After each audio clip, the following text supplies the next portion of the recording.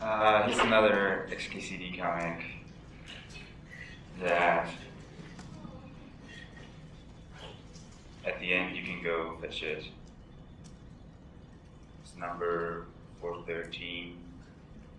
At the end they import Sol. You've seen a lot of just import anti-gravity, import Sol. Later I'll show you something similar.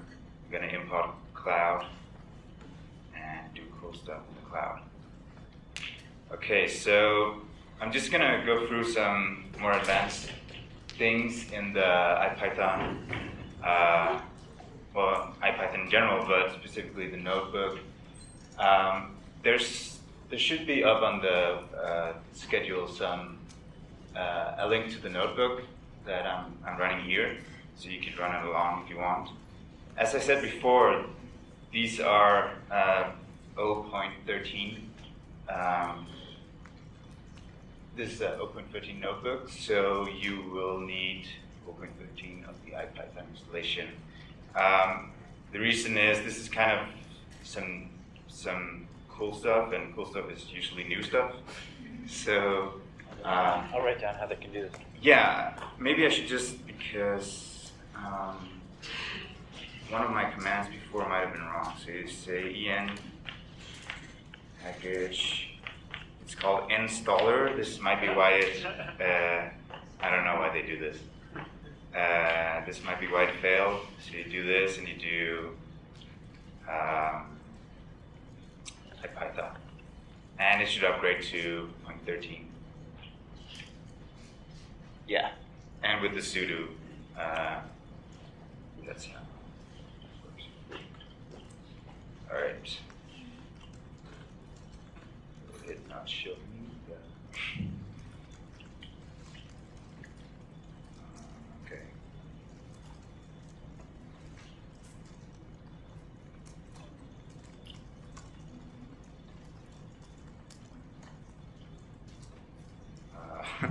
Where did it go? What is this?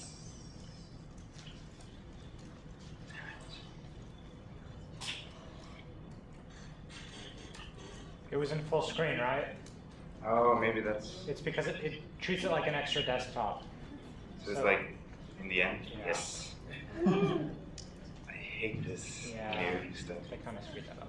All right. It just worked. Damn it. All right, so let's get started. So first of all, I'll just go through a couple of things that you can use for just development stuff, something that makes it easier to get your stuff done. So obviously you've all seen the question mark and the documentation that you get from that. You can also do a double question mark and you get the source. And that can be quite useful if you just want to know what's going on, especially if it's not a built-in function, but one of your own function or someone else's. The same thing, basically, you can get with what's called an IPython magic, because it has this %sign. So this just strips away some of the, some of all this shit. And you get a cleaner version. Same thing with the source. Okay, so I use this a lot because you never know what's going on in the code that you download or whatever. So let's try to implement something that's gonna spark. This is just a function, and we haven't checked the type of this, so I'm giving it a string, and it can't add them. So let's say this was something more complex, and we just want to figure out what's going on. First of all, IPython gives you a lot better. Let me get rid of this. Gives you a lot better view of what's going on with the stack trace. So you get actual arrows pointing to where in your code things are going on. So in this case, we wouldn't need much more to figure out what's going on with the error message. But imagine that we would. So one thing you can do is, this is kind of one thing that I also use a lot is just you've written some function. Now you might want to use that in another notebook or in a Python script or something. You want to put it in a file. And the idea is you can use the notebook to do all your interactive work. You can use the notebook for IPython in general to just figure out how things work and then use it somewhere else or in the notebook still. So say I want to save this cell to a file. I go through I can write history and other magic, figure out which number this is. So we can see here it's number 8, so I don't really have to do this, but you should still see it. So it gives us an overview of what's been run. In cell number 8, you see the whole function that we wrote and the call to it. We can then say, okay, I want to save this to a file named save function, and I want to save whatever's in cell 8. So go ahead.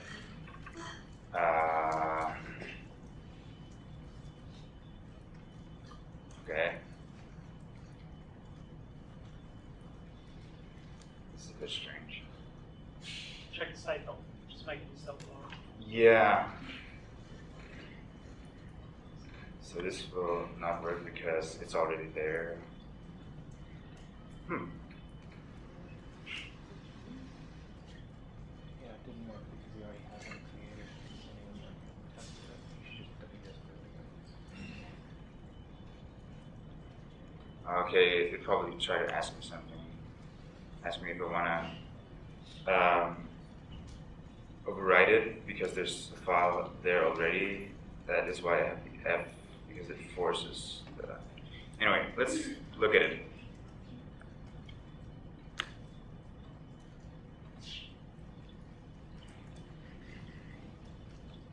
Okay, that's very strange. Am I running?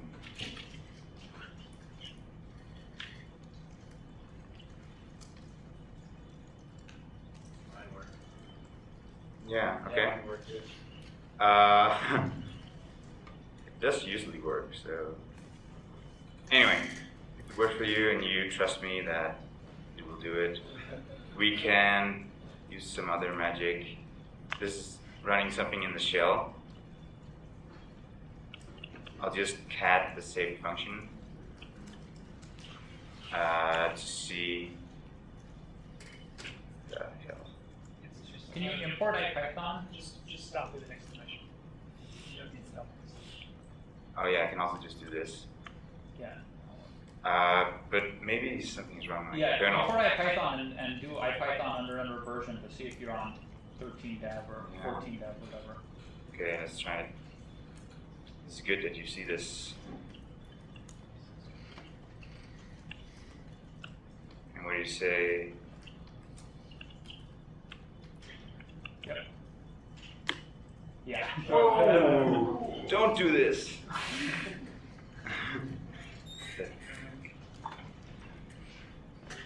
Okay, I might have just taken this. Okay. Let me start over. Now the question is. Oh, you know what probably happened? You were developing and you were seeing if your things working as well. Are you in a Yeah. virtual environment or something? They didn't. So is this? This might be. That's it. That looks like the right interface. Yeah. But the other one was as well. So some stuff gets cached in your browser. Okay, let's see what's up here.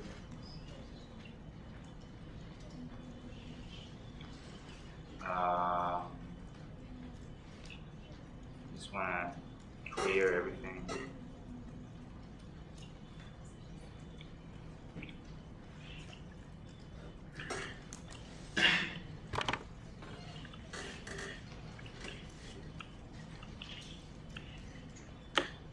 All right, should be better. Okay. Blah blah blah. Let's try defining this function. It fails. History. Blah blah. Lots of history. Might want to restart the kernel. 'Cause then Yeah. Good idea. You get to see a lot of good stuff here.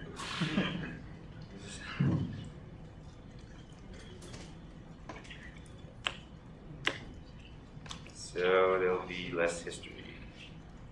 All right, number 1. Save F, yes. Okay, so another thing that you can do here is the magic run. This will run any Python script within IPython. And it's pretty useful for several reasons. You saw the detailed stack trace that you can get out of it, and there's different other things that you can do from here. So you see running it will result in exactly the same thing. So one thing that is not yet in the notebook is the ability to use debugging interactively. And that's because the debugger will ask you about something and the notebook does not support input from the user. So what you can do really easily is run a Qt console. And it will, if you use this magic, it will basically start a Qt console exactly where you are in the notebook. So when you are there, you can actually use the debug.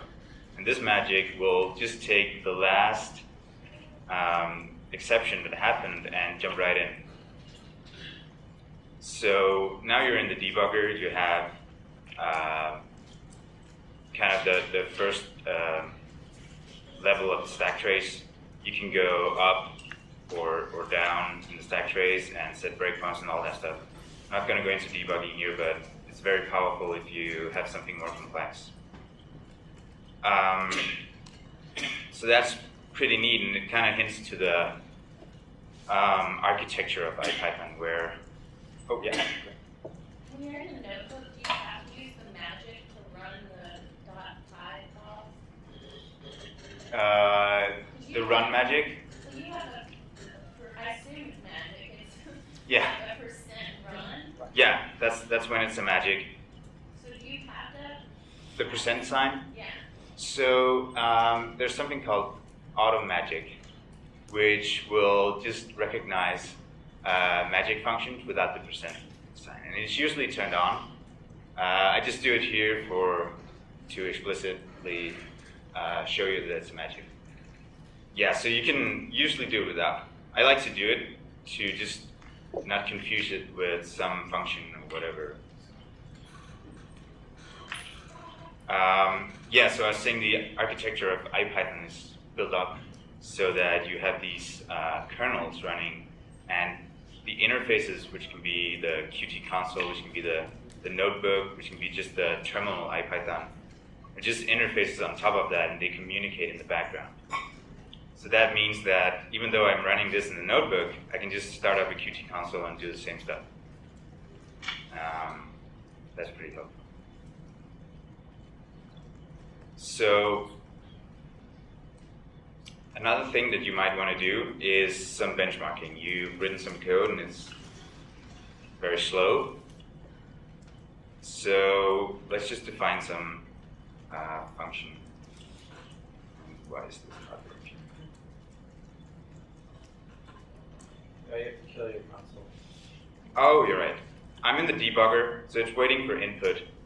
And I gotta get out of that and right away continue. So even though there's a kernel running in the background, that is the same. I mean, that shows that it's the same kernel, right? Because it's waiting for input, so it can't do anything else in the other. So let's just run this crazy function, which is basically just summing, square root, and looping, just to get some calculations done. Let's time it. So I'm putting in a million, n is a million, it has to loop over a million. It takes, with the time magic, you get an with the time magic, you get an overview of the time that it takes to run. So this is the CPU time, and the wall time is the actual time that you has been spent. So you get some whatever number. So that's very useful if you just want to quickly see how long something is taking. You can also use the time it magic, which is a bit more elaborate in the benchmark in that it runs your code 3 times, selects the best one. So this should take 10 seconds. What double percent means? Double percent? So usually double percent means that, or I haven't seen any exceptions. So it means that you run the magic on the entire cell. So these magics are for the lines, for that line in which it's run, and this is for the cell. So I think it's kind of introduced because of the notebook, where you have this cell structure. I'm not sure if you can actually use it outside, but you can test that. I think in the Qt console you can also run cells, but it's just not as built. You see here it runs less than 3.50. All right. What does it mean by one loop? Yeah, it's just this. If I had a for function here, it'll say n loops. So it's just because there's only one thing going on here. It's just, It scales the number of loops depending on how long each iteration takes. So if you ran crazy functions, yeah, then it says per loop. with 100 rather than a just million try as it. input, you don't even need a for loop. So what are you saying? If you just make it 100 rather than and run that cell now. And so you see that it did 1,000 loops by default. So timeit runs many loops in order to get as precise an estimate of the time as possible. But it scales how many loops it does so that you're not waiting around forever. So if you call it with 1,000,000, it wouldn't do 1,000 loops because that would take a time. Yeah, that makes sense. Yeah, so I misunderstood that. Thanks for that. Or what is that? And you can specify that. Yeah, you can probably specify that. Question mark. Okay, so one other thing that's pretty useful if you're beginning to use all these GitHub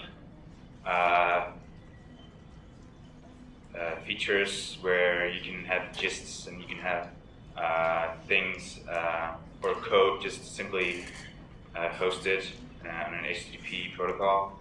You can use the load magic to get stuff down from the web.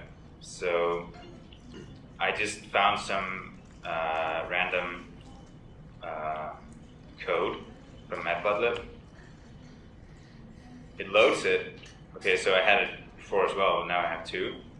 It fetches the code and it puts it in a cell by itself, and you can just run it, and it works. So this is a pretty useful way to also share your functions. If you have something that works well, you can simply put it on GitHub and load it from your Python notebook. So let me go on to some sections about integration of other languages. So even though Python is great, you probably all use lots of other stuff, and in particular, some of you might have used R, some of you might have used Octave or MATLAB. Octave is very close to MATLAB, but open source. Or you might have used, or you want to use Python, which is a C and Python mashup. I'll go over this in more detail You can also use command line and Ruby and other things, basically everything that you can run from a command line. And it kind of, even though IPython is in Python, the whole framework lets you do some very nice, just interactive work in general. So, and the thing that's kind of binding it together is Python and the IPython architecture. So what you need to do here is, of course, you need to have R installed and RPy2, which is the binding from Python to R. So this makes it possible to pass along variables from Python to R and back again, and it's really useful for if you have some legacy code in R you just want to run within your current work. So let's try it. We define some range of numbers. We define some linear function on those numbers. We now run an R cell. So this is basically the magic that tells you the cell will be in R. It tells the R interpreter that it should, or it passes along the variables capital X and Y, and as input, and as output it should give another variable. So what we do in here is some R stuff.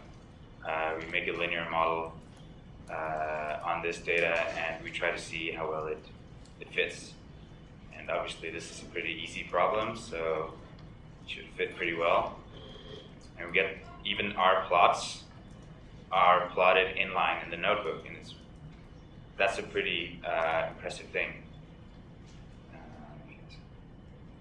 So what we did here was define this XY clef in the R code, and we specified that was to be exported again into Python, and we can simply try to print it, and we get the coefficients of our linear function, which is found in R.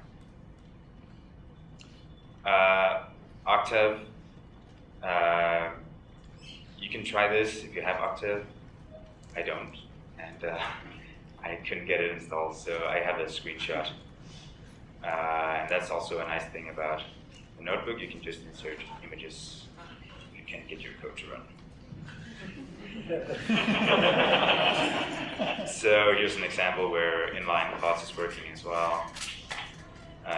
You have the nice 3D plotting Matplotlib or Octave. Matlab. So let's go on and talk a bit about Python. So you might not have heard about it. It's a project that tries to make it easier to optimize your code. So what you usually do if you're working in Python is that, and you have something that's slow, because you might have some nested loops or something, and that's slow in Python. You want to do it. You want to write it in Fortran or C or whatever you used to write in for efficiency, but that's not always as easy. Python is kind of a project that tries to make this easy, and it is an implementation. It's a language in itself, but it's very close to Python syntax with the added notion of types, the variable types. So you know Python, as we talked about first day, is dynamically typed. So you don't specify types in any way. In Python, you do that. And that's because that's how C works. And under the hood, this is translated into C code. So if we load the Python magic, we can simply go ahead and write Python cell. And there's some boilerplate, it's pretty minimal. And basically you just write def, as you would in Python. This means that it will be a function callable from Python. And I've basically just taken the example from above, where we just did some looping and some summing. and I just put in some types. So we need a large integer n, possibly. We do a C definition in front of new variables, but otherwise it's exactly the same. We have a long integer I, and we loop with a while loop, and we can basically use Python syntax exactly in most of the cases. I mean, this whole thing is valid Python.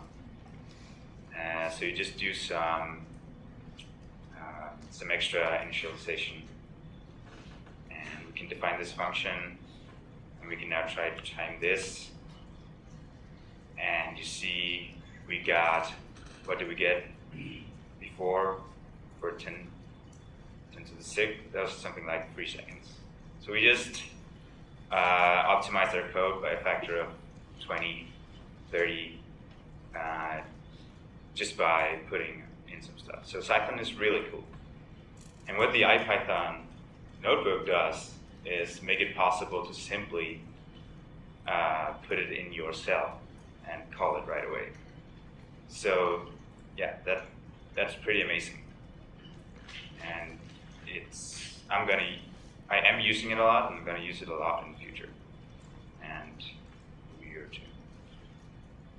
So yeah. You mentioned earlier that you could compile your Python code. If you did so with a loop like that, would it be just as fast as the C code?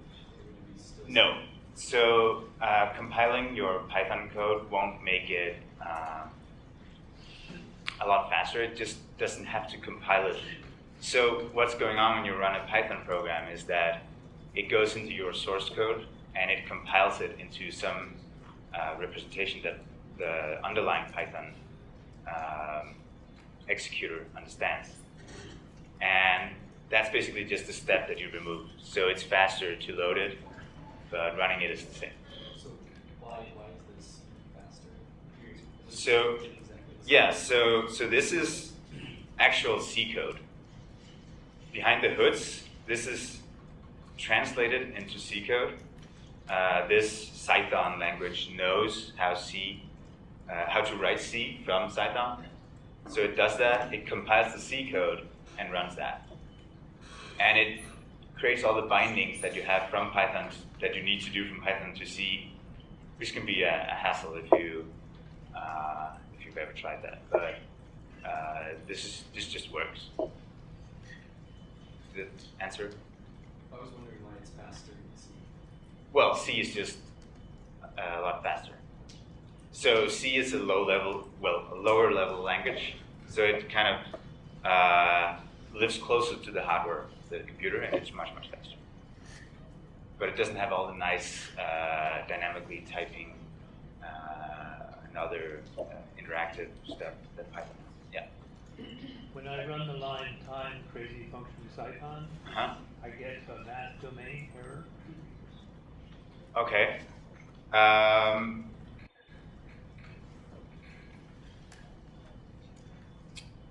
remember something about that.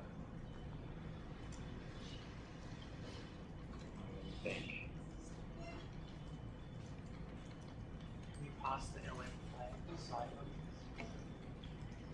The LM? that was just a guess.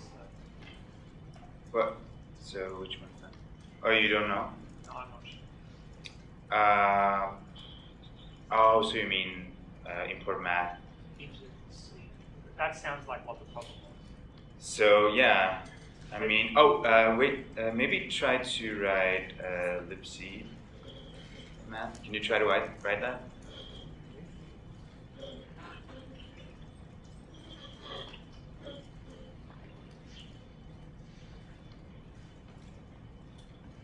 This won't work for me, I think. Yeah, but I've seen it somewhere. Well, we'll try to debug that. Yeah. We can talk about it. Okay. So yeah. Any other questions? Yeah. So maybe I don't understand it right, but is Python limited to then the notebook in terms of running step faster, or can you actually integrate that? Once again, Python here is a cell magic, which means it works well with the notebook because it has cells. I think we should just try it by this time.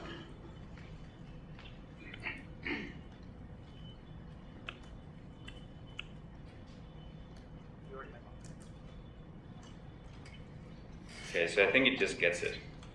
So it just creates Python cell in the Qt console as well, and it'll probably also work in the command language.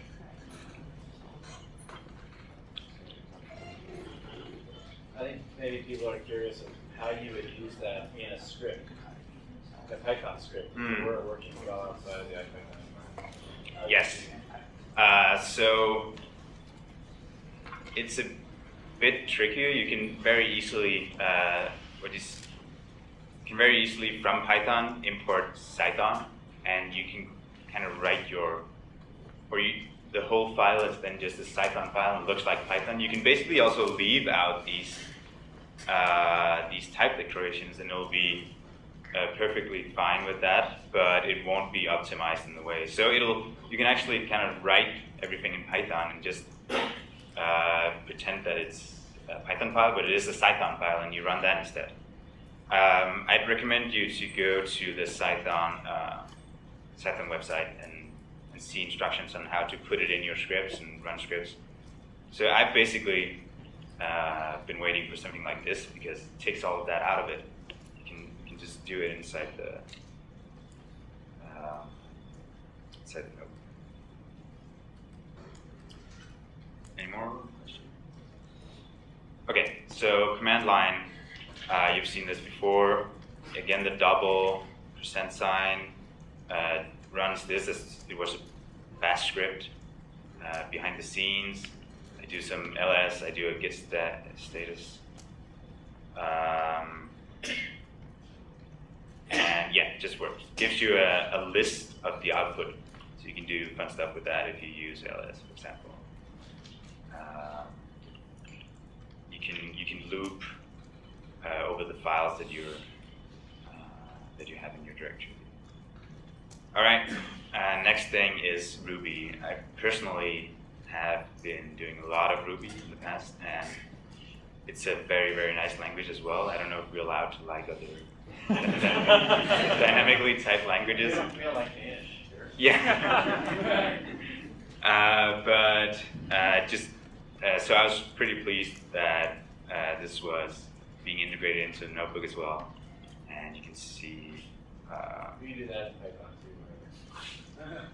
Oh yeah, but not this. It is being done in Python. Well, yeah. Anyway, in case some of you have done some of that, you can use that. Usually in a Python script, it wouldn't make much sense to include Ruby, but shows you the power of the notebook. Can you call Python from Ruby? I was wondering if you could execute Python within Ruby within the IPython notebook. Well, so this is basically. That's a good. Let's try it. Excellent work. This is why we're doing it live, so we can do all this. Okay, we're gonna do Ruby. It's like. What do the docs say? The doc says you can't do it recursively, or I don't know. So how do we call something in the command line? Okay, that's your job to do. I'll work it out. Homework. See how deep you can go in recursively. Let's talk about parallelization. So you've optimized your code as well as possible. Now you really need to parallelize it. So the IPython just IPython in general has this complete framework for parallelization, and what you basically do is, so I anticipate this, okay, this works. Anyway, let me go back to the dashboard here. If you're running point 13, you have this clusters tab. Okay, I can see. All right, you have the clusters tab. You can go in and you just type, I want to have 4 engines. And of course, bear in mind, this is running locally, so you should choose the number of cores that is on your machine. Yeah? How did you get the cluster tab? Yes. In the dashboard, when IPython notebook starts, you get this dashboard, and there's the clusters tab there. You can get to it from your notebook by using File and Open. Give you the dashboard. So when you're in here and you say, okay, I might be able to do 4 cores in my MacBook Air. You just start it and it's running. Now inside the notebook, so I should say this is also pretty easy to do without this clusters tab. I'm afraid to go to a console, but you can basically just run IP cluster start, and you want 4 engines running. So this will start like the engine that we're running this notebook on top of. Will start 4 extra engines, and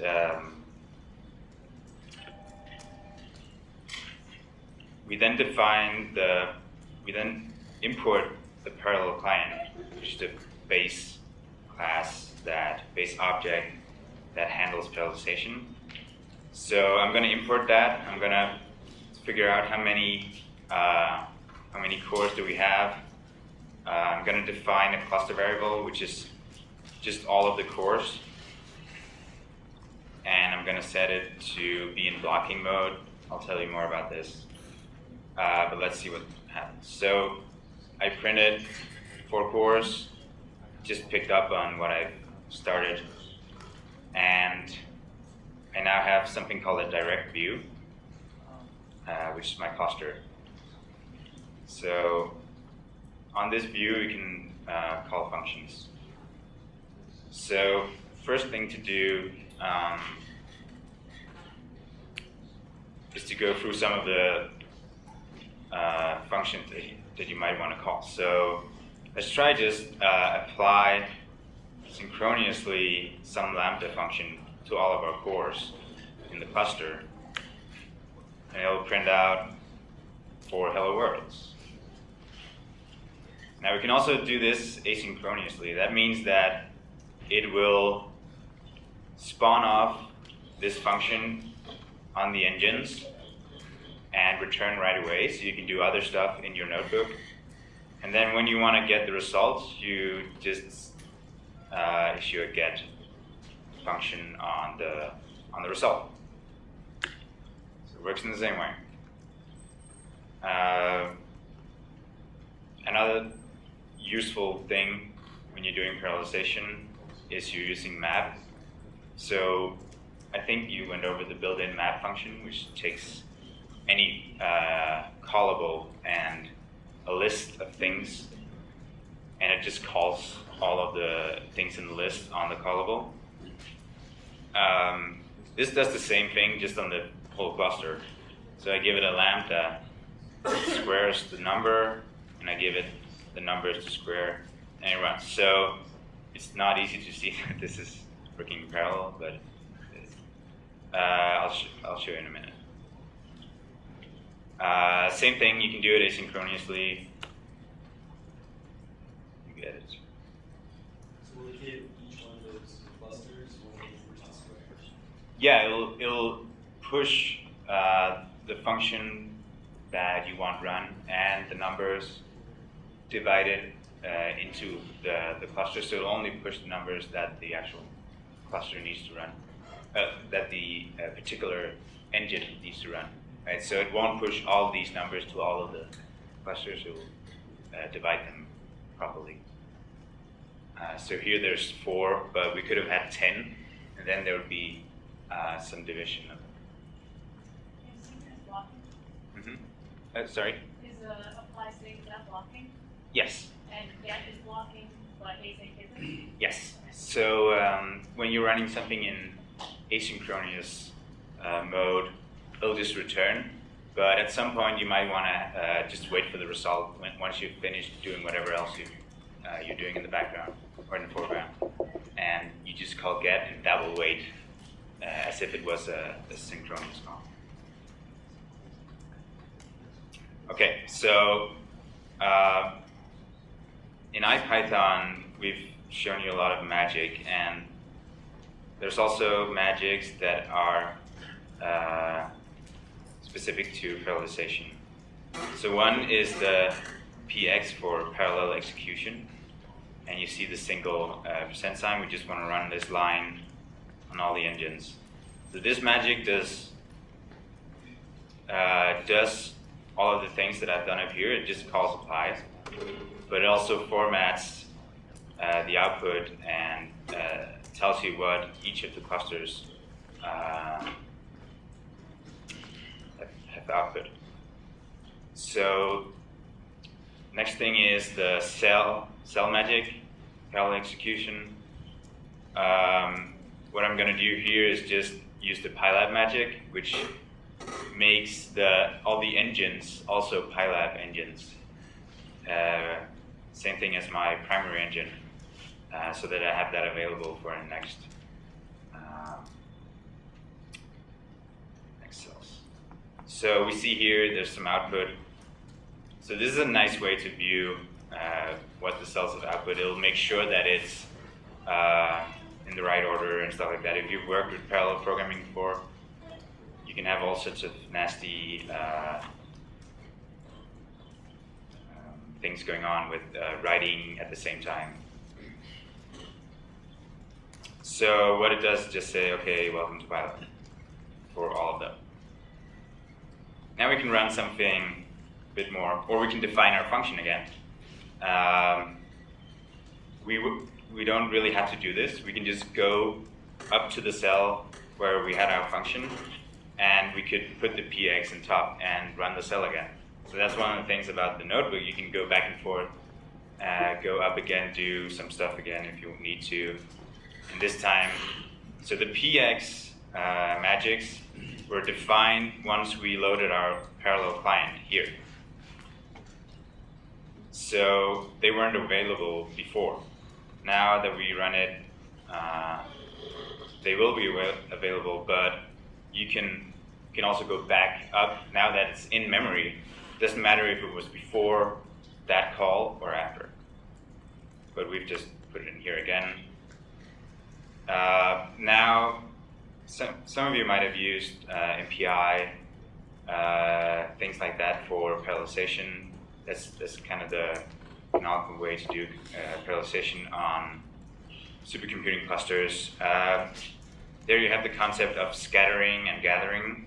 So you're scattering some data out to your out to the machines, and you make them available for that machine. So in the cluster, we have the same notion of scatter. If we want some variable scattered out onto the cluster, we can just do it in this way.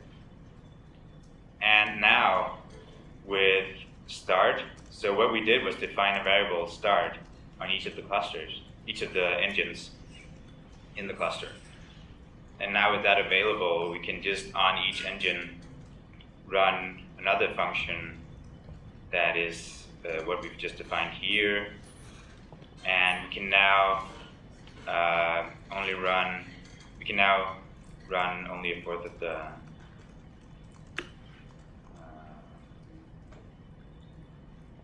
iterations because we have 4 cores. And you'll see that it finishes much faster.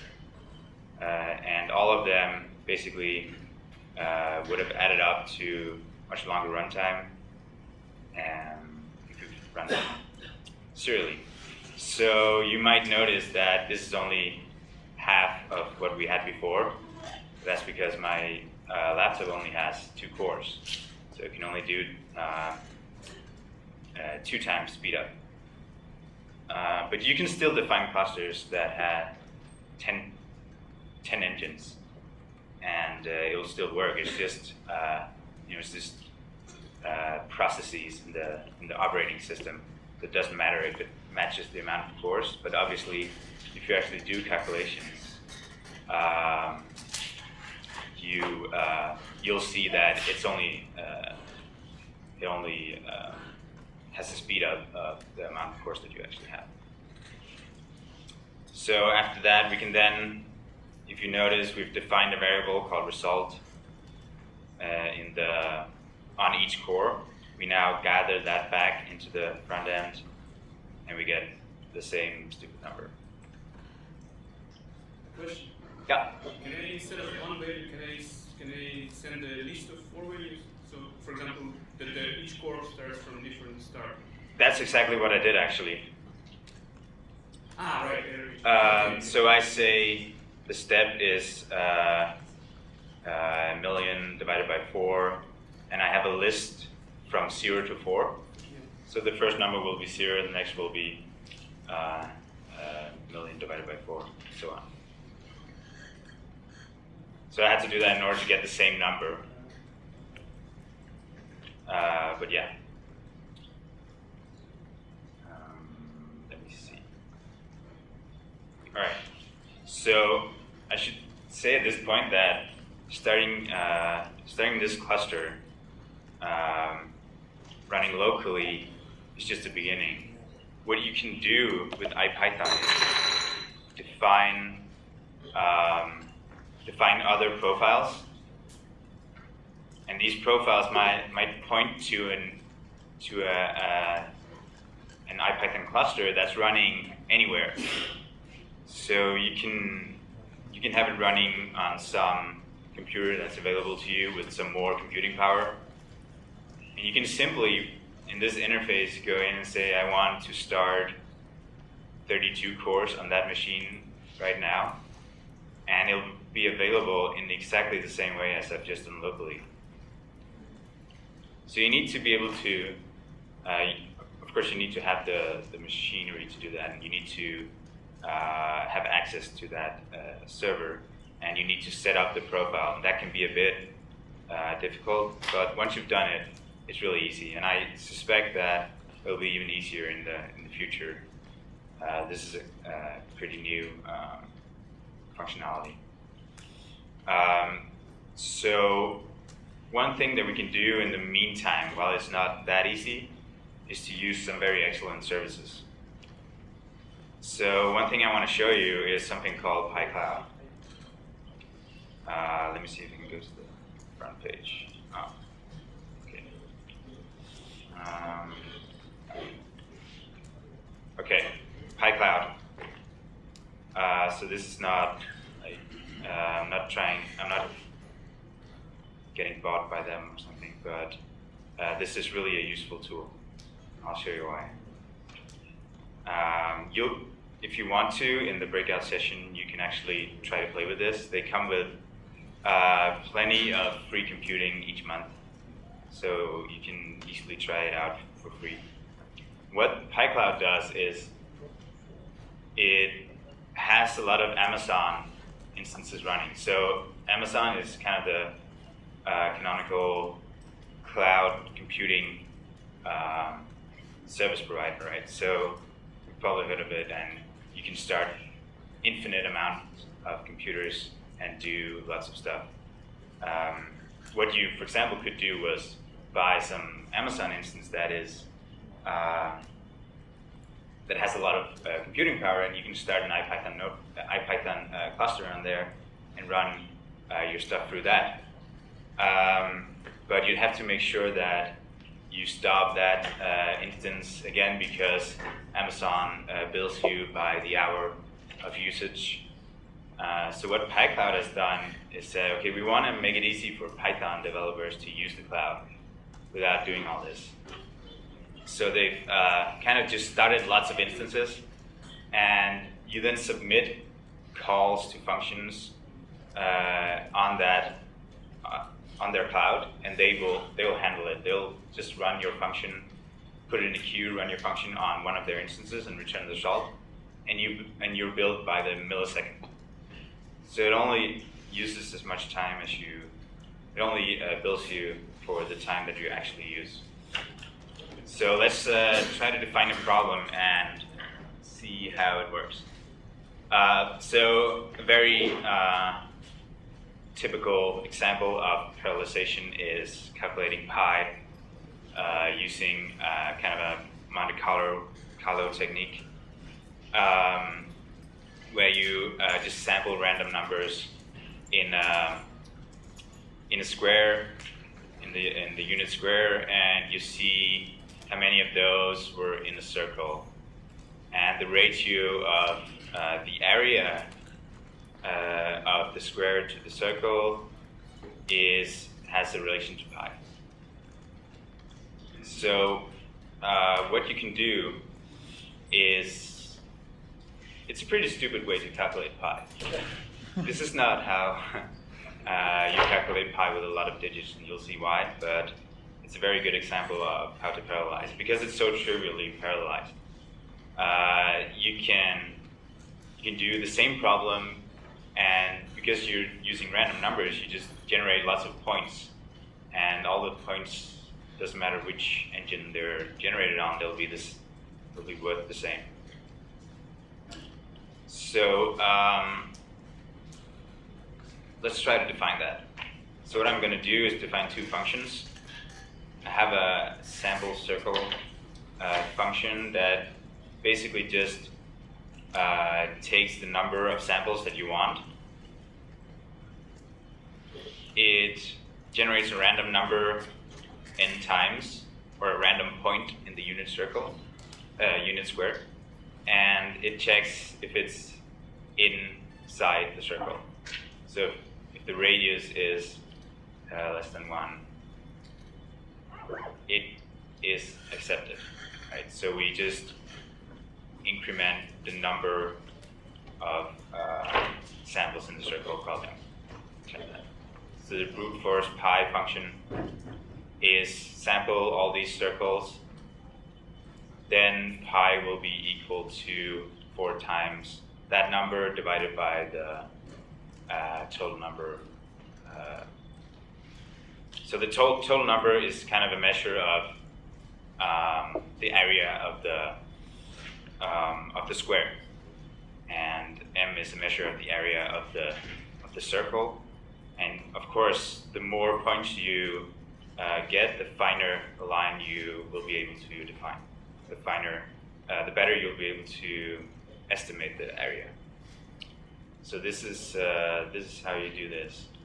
So this is too much. Let me try to see.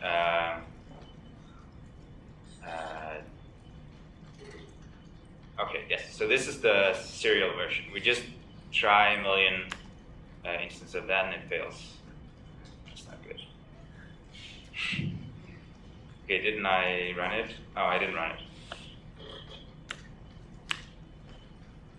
Cool. And it's running. So this will take a little time. Okay, so we use the time function here, and it took 11 seconds. This is our estimate of pi, which sucks. But Investor in Indiana. Yeah, it's good enough for physicists. So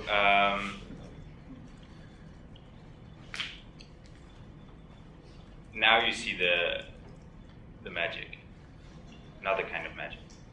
So I should say this actually has nothing to do with IPython. So you can run it in your script just as easily, whatever you do. But we just import cloud, right? We want to run it in the cloud. So anyone can do that? You don't have to set up an account? You set up an account on the PyCloud. Okay. it then tells you to run one thing from the command line just to set up your authentication stuff. And from then on, whenever you're in a Python program, you say import cloud. You're ready.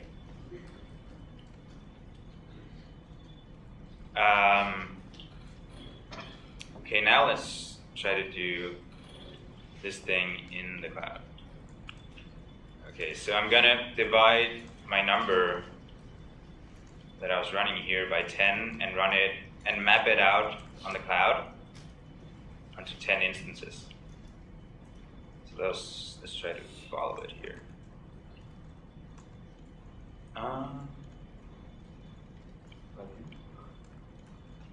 Okay, jobs. So you see I've run a lot of jobs here. Let's try it. So now it's actually spinning up. Oh, I should have been faster. Okay, it's done. So what you saw was this thing, when I reloaded, was already done. But the notebook updated slightly later, so it had to download the result. Right? It's just color numbers. Now, oh, wait a sec.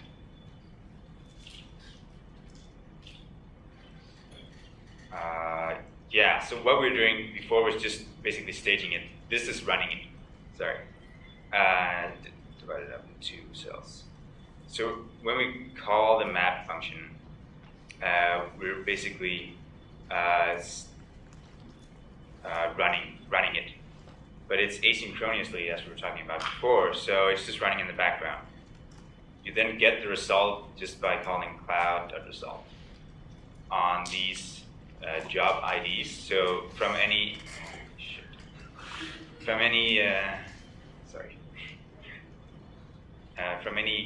call to the cloud, you get a job ID or a list of job IDs. We should try to print that. So this is a range from this job ID to that job ID because we started 10 instances. We just call cloud result on that, and that will wait for the result. And we timed that. So we should run it again. You want to run it with a larger n? Yeah, we'll do that in a second.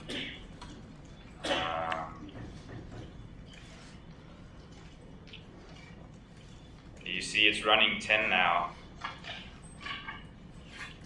And at some point it'll finish those. So on these small n, doesn't really make much sense. So that's how parallelization works. You, of course, want to, this is taking a long time. So I'll tell you about PyCloud in a second. It's finished 9 out of 10. So when you're running things in parallel, you want the communication and startup overhead of starting things in parallel to be less time that it actually takes to run, which is not what's happening here. This is actually, I've always gotten better results, but this is the thing about PyCloud. They have an internal queue where you basically just put into. So maybe all of you guys are running stuff now, so my stuff will be slower. But the thing is, you're not guaranteed that it's going to run right away, but when it runs, it's been given all of the resources that you asked for. So the time that you see here is basically time that we're waiting in queue. Okay, let's try to do something a bit more heavy. So I'm going to start this now because it's going to take a long time for my puny laptop.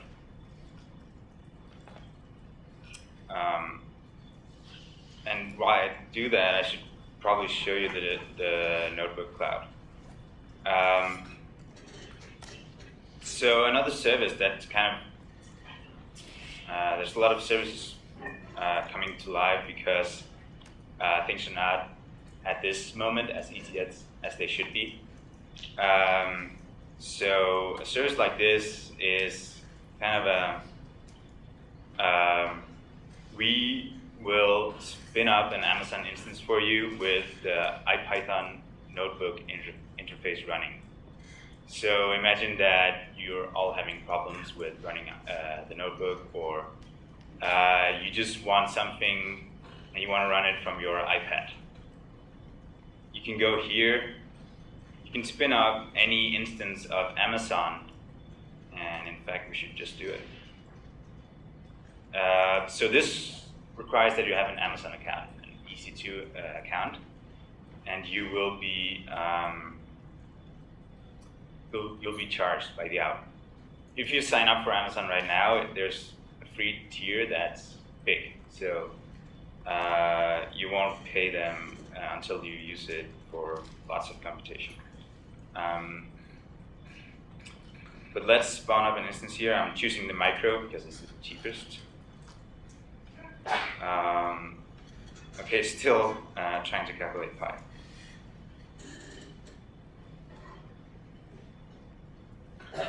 And this is pending. So Amazon instances is basically you spawn a virtual computer in the Amazon cloud. And that computer, just like your Windows computer, has to boot. It takes some time. So that's what it's doing. But once you have it up and running, you can SSH into it, and it's a Linux computer like any other computer. And what this service then does is make sure that all of the IPython stuff is installed. It actually has all of the SciPy plotting and everything that you've learned in this bootcamp. It has the R, the octave, and the Python magics just working. So that is a pretty neat service. So now it says it's serving. So what you do is you go here and there's an error, and that's basically because this they're not able to create a verified SSL certificate for every machine. So they just do a self-signed one, and your browser is told if you see a self-signed certificate because it's running on HTTPS, show me this warning as they proceed. Now, I will probably not remember. So you set a password for your notebooks in the notebook cloud, and that will be just minimal security, so no one can get into it. And you see we have the running on some Amazon instance somewhere. We have the newest IPython notebook, and we can basically just get started. The new notebook.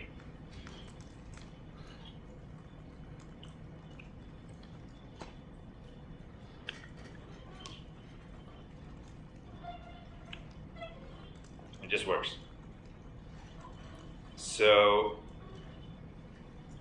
let's close this. You also have the clusters thing here. If this was a larger instance, this is a micro instance, so there's only one core. You can select instance on Amazon with basically as many cores as you want. And there's one called Death Star, which is, I think, 64 cores. You just start whatever you want. Boom. And you can now run your notebook, export it from your local notebook, run it here. I spent some time yesterday and I was frustrated that these guys didn't just take it one step further and provided you with a cluster that you can connect your local notebook to. That would make a lot of sense, but they didn't, and you can't do it because you can't SSH into these machines, but you can run the notebook from here. You can just export your local notebook if you want. I'm pretty sure it'll come in a short amount of time.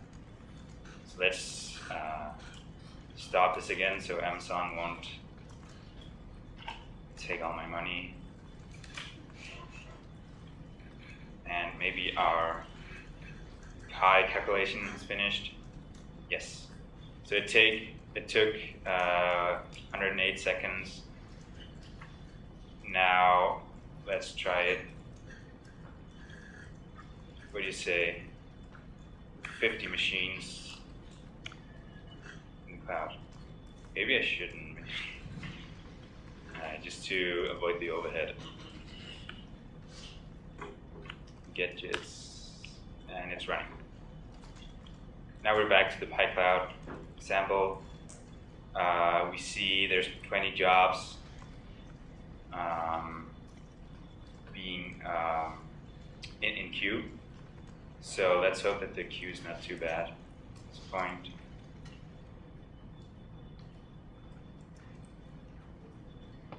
And we should hopefully be able to see some improvement.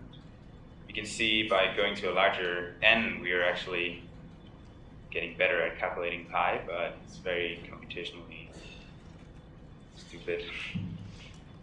Why are you p-values there? I printed the, oops, it's finished. So this took 42 seconds. Oh, wait a second. Did it say 42 seconds? Or did it say 18?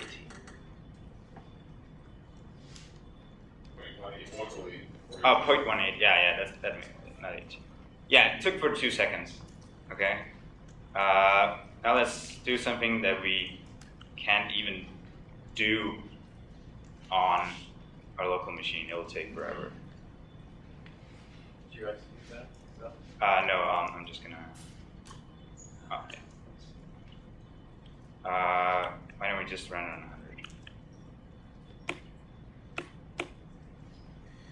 Say go for it. So what we'll do here is we're running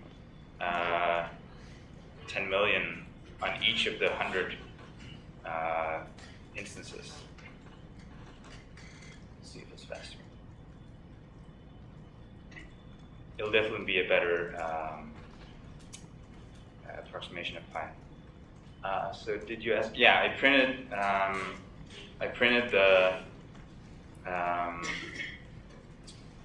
the pi that I calculated and the real pi that is in NumPy, and the difference.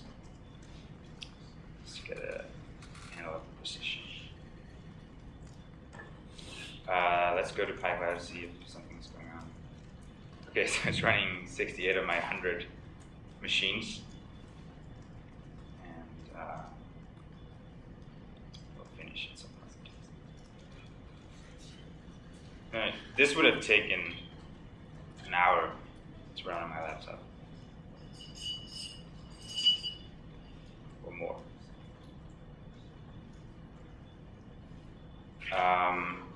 So yeah, I think while I'm waiting for the results, maybe there's some questions. Yeah?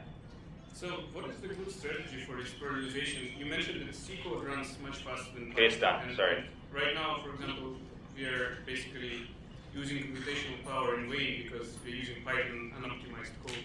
Yes. So what's the good strategy for like a bigger project? Yeah. So that's a very good question.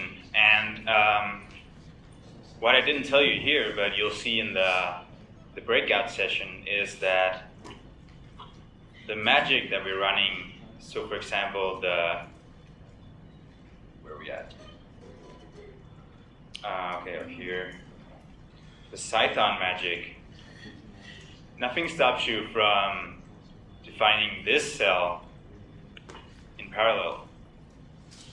So basically you can go ahead and you can put C code on all of your cores, and you can have Python, the glue, to kind of handle all that, and IPython, and it just works because it's just IPython running on all of the cores. And imagine you start this on a 64 core machine, and you can just put some of the functions that are critical for your calculation, you write them in C, or critical for the performance, you write them in Python. It just works as you would expect. And that is one of the things, if you get to it in the breakout session.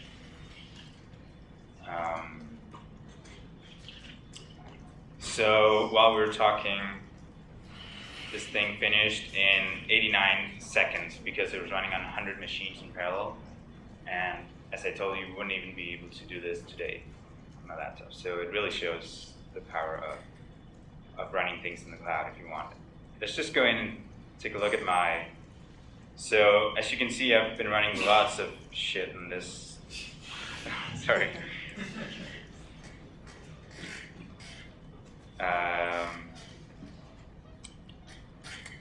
On this service, they give me 20 hours of computing for free every month. And at this point, I'm at 1 hour. You just opened it yesterday? Or? No, I've had it for a couple of weeks and used it once in a while to do crazy things like this. It's at 1 hour. But it's 1 hour and lasts 24 hours. Oh, that's true. Okay. Yeah. So how do I see? Okay. They don't know what you know. Uh-oh. No, but it won't be more than double that. So it's you have to run a lot of code to reach the limit. Any more questions? So you get charged from them, you get charged for that, what it says there on the CPU time? There, like a money. They charge you for everything. For pushing data over, for pulling data back. Oh, yeah. So go to PyCloud and read about it. They're actually pretty open about what they do. And yeah, so the idea is that's why there's such a large decimal number. And you can also see the interface is kind of new. This is a new service. But they charge you for the millisecond or something. Okay. So that's why it's exactly that number. Oh, there's some, oh, maybe in here. Oh yeah, here. Okay, so I've run, oh, that's something I should tell you. In the PyCloud, in the map function, I can give it a type, and I can choose between lots of different types of instances. So these instances are heavier CPU instances. You know your calculation is going to be heavy on CPU. You use this C2, it's defined as, I don't know, 2.5 standard processing units. The F2 is 5, and so on. And you can see my billing here. So I've used mostly C1 core hours, C1 cores, 1 hour of those, some C2 and some F2. And the other things are transfer. It hasn't even registered anything yet because I've used so little. What you can do in the PyCloud is also put large files up and post it on Amazon. But in my total, I've spent very little. Anyway, they don't even bother billing me that. So getting started is very easy. You just issue this and this, and it works. Yeah, if you specify the type, that'll be even faster if you do it this way because the C2 instance is faster.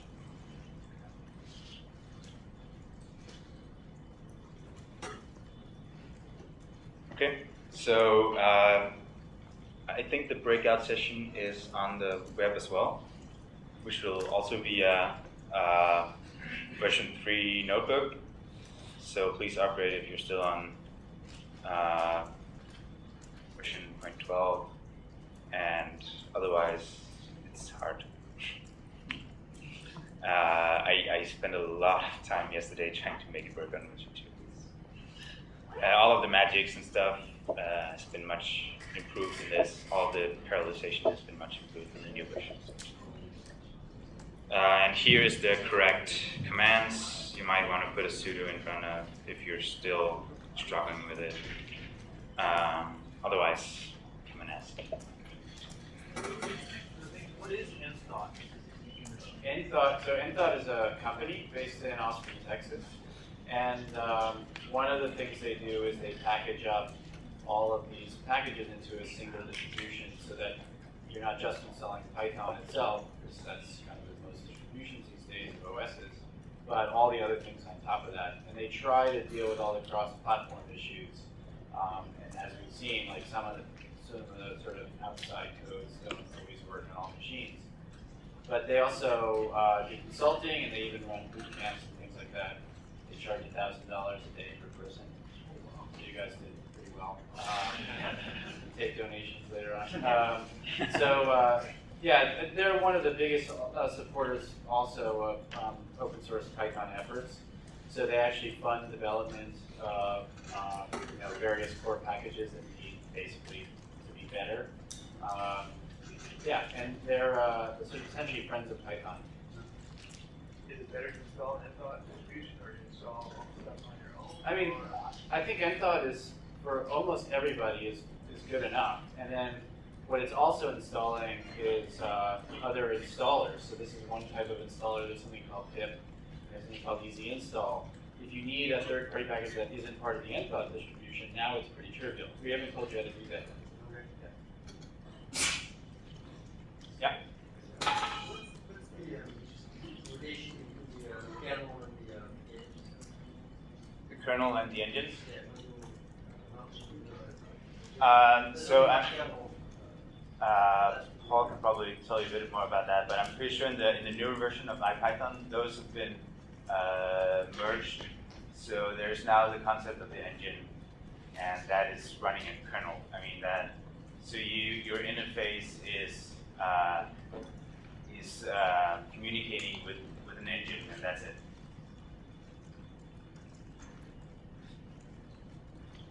Something I just noticed is that in the cloud module, there's a cloud start simulator, and you can use that to run a simulation locally without having the account.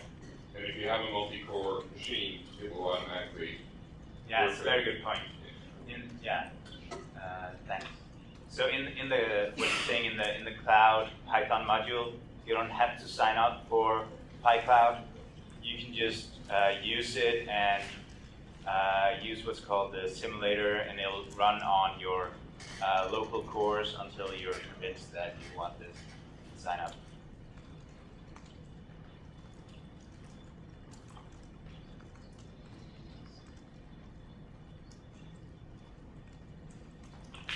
Another question, sir. Yep. Is there any way to uninstall this nthought distribution? No, the way Why? I'm asking because I'm now on the academic license, which I'm supposed to be tomorrow.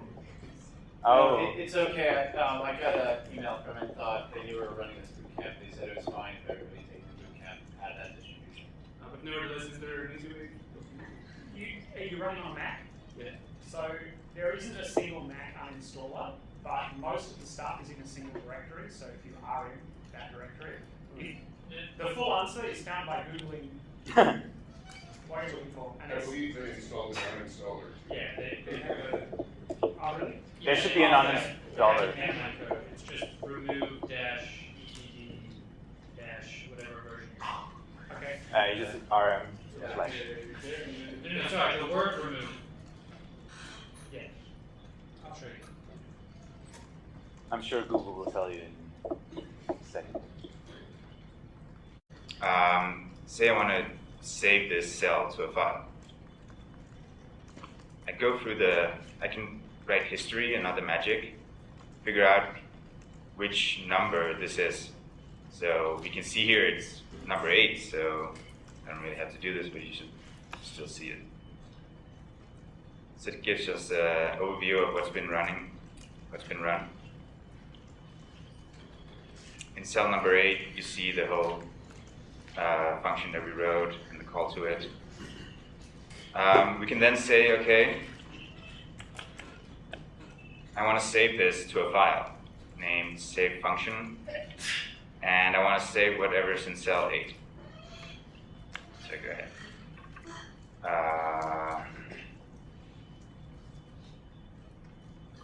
Okay. This is a bit strange. Check the state health. Just make it yourself alone. Yeah. So this will not work because it's already there. Yeah, it didn't work because we already have one created. Anyone that tested it, you should just copy this really good. Okay, they probably try to ask me something. Ask me if I want to overwrite it because there's a file there already. That is why I have the F, because it forces the... Anyway, let's look at it.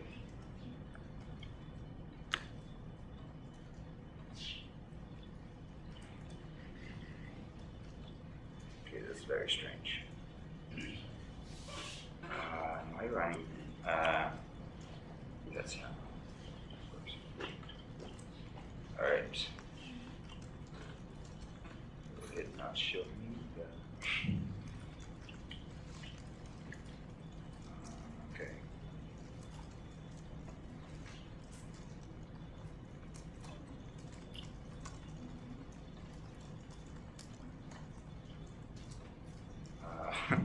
Where did it go?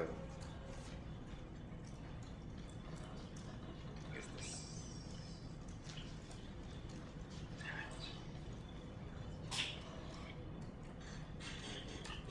It was in full screen, right? Oh, maybe that's... It's because it treats it like an extra desktop. So it's like, in the end, yes. I hate this new stuff. They kind of screwed that up. All right. It just worked. Damn it. All right, so let's get started. So first of all, I'll just go through a couple of things that you can use for just development stuff, something that makes it easier to get your stuff done. So obviously you've all seen the question mark and the documentation that you get from that. You can also do a double question mark and you get the source. And that can be quite useful if you just want to know what's going on, especially if it's not a built-in function, but one of your own function or someone else's.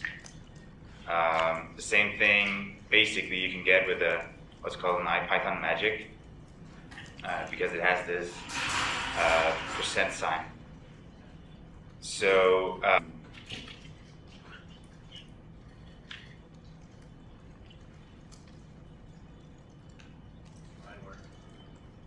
yeah, okay. It does usually work, so anyway, if it works for you and you trust me that it will do it, we can use some other magic. This is running something in the shell. I'll just cat the save function to see the hell.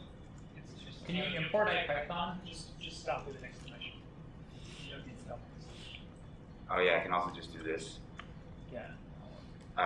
But maybe something's wrong with Yeah, the kernel. import IPython and do IPython under version to see if you're on 13 dev or 14 dev, whatever. Okay, let's try it. It's good that you see this. And what do you say? Yep.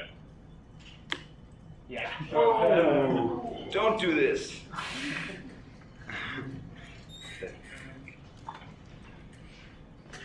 Okay, I might have just taken this. Okay. Let me start over. So now the question is. Oh, you know what probably happened? You were developing and you were seeing if your things working as well. Are you in a virtual environment or something? They didn't. So is this? This might be. That's it. That looks like the right interface. This just strips away some of the, some of all this shit. And you get a cleaner version. Same thing with the source. Okay, so I use this a lot because you never know what's going on in the code that you download or whatever. So let's try to implement something that's gonna spark. This is just a function, and we haven't checked the type of this, so I'm giving it a string, and it can't add them. So let's say this was something more complex, and we just want to figure out what's going on. First of all, IPython gives you a lot better. Let me get rid of this. Gives you a lot better view of what's going on with the stack trace. So you get actual arrows pointing to where in your code things are going on. So in this case, we wouldn't need much more to figure out what's going on with the error message. But imagine that we would. So one thing you can do is, this is kind of one thing that I also use a lot is just you've written some function. Now you might want to use that in another notebook or in a Python script or something. You want to put it in a file.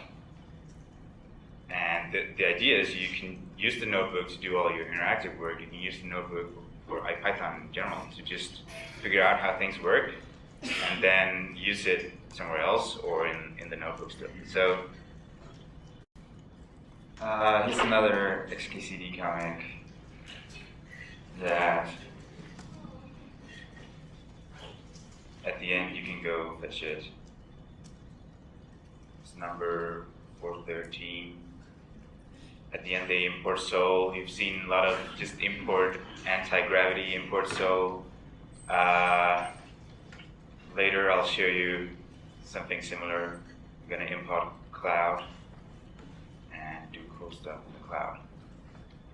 Okay, so I'm just going to go through some more advanced things in the IPython, well, IPython in general, but specifically the notebook.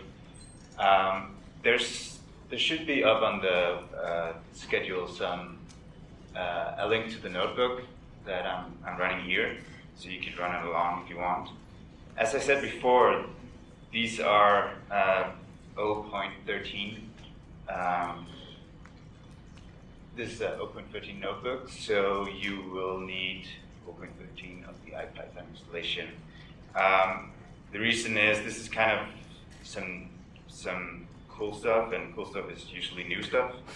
So I'll write down how they can do this. Yeah, maybe I should just, because